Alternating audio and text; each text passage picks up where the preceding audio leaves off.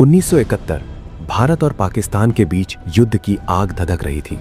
आसमान में लड़ाकू विमान गरज रहे थे, जमीन पर तोपें बोल रही थीं और इसी आग में 3 भारतीय वायुसेना के जवान दुश्मन की जमीन पर गिर पड़े। उनके विमान मार गिराए गए थे। वो जिंदा थे, लेकिन अब वो आजाद नहीं थे। उनका नाम था flight lieutenant Dilip Parulkar, flight lieutenant MS Grewal और फ्लाइट लेफ्टिनेंट VV तांबे। तीनों को पाकिस्तान की सबसे कड़ी निगरानी वाली जेल में डाल दिया गया, लायलपुर जेल, जिसे आज फैसलाबाद के नाम से जाना जाता है। लोहे की सलाखें, चारों तरफ पहरेदार और दिल में एक ही जुनून, किसी भी तरह वापस घर जाना। जेल की दीवारें ऊंची थीं, पहरेदार चौकस थे और बाहर निकलने का कोई रास्ता नजर नहीं आता था। लेकिन एक भारतीय फौजी कभी हार नहीं मानता। तीनों पायलटों ने धीरे धीरे जेल के हर कोने को समझना शुरू किया। पहरेदारों की ड्यूटी का वक्त, किस वक्त सबसे कम निगरानी होती है, कौन सी दीवार सबसे कमजोर है। महीनों की मेहनत, महीनों का इंतजार और फिर एक रात जब अंधेरा सबसे गहरा था, उन्होंने अपना दांव लगाया। अपने कपड़ों को रस्सी की तरह बांधकर एक एक करके वो दीवार फांद गए।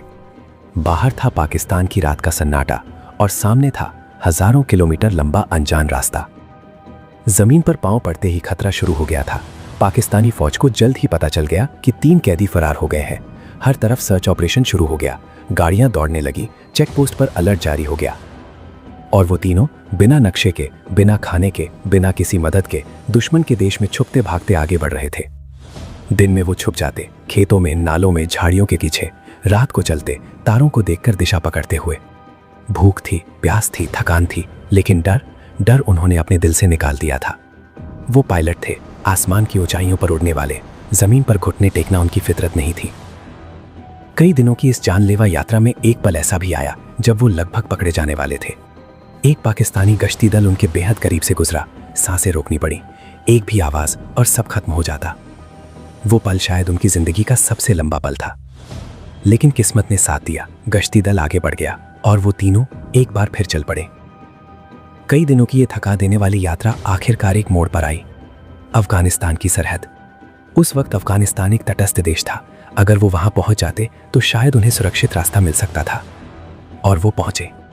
अफगानिस्तान में उन्होंने खुद को अधिकारियों के सामने पेश किया। भारतीय दूतावास को खबर दी गई और फिर वो घड़ी आई जिसका वो महीनों से इंतजार कर रहे थे, भारत वापसी। जब वो तीनों भारत की जमीन पर उतरे तो उनके पांव कांप रहे थे, लेकिन इस बार थकान से नहीं, जज्बात से। अपनी मातृभूमि की मिट्टी को छूकर उन्होंने जो महसूस किया वो शब्दों में बयान नहीं किया जा सकता। वायुसेना ने उनका स्वागत किया, देश ने उन्हें सलाम किया। ये सिर्फ एक पलायन की कहानी नहीं है, ये उस जज्बे की कहानी है जो हर भारतीय फौजी के सीने में धड़कता है। ये उस हिम्मत की कहानी है जो लोहे की सलाखों से नहीं टूटती। ये उस विश्वास की कहानी है कि चाहे कितनी भी अंधेरी रात हो, एक भारतीय सिपाही रास्ता ढूंढ ही लेता है।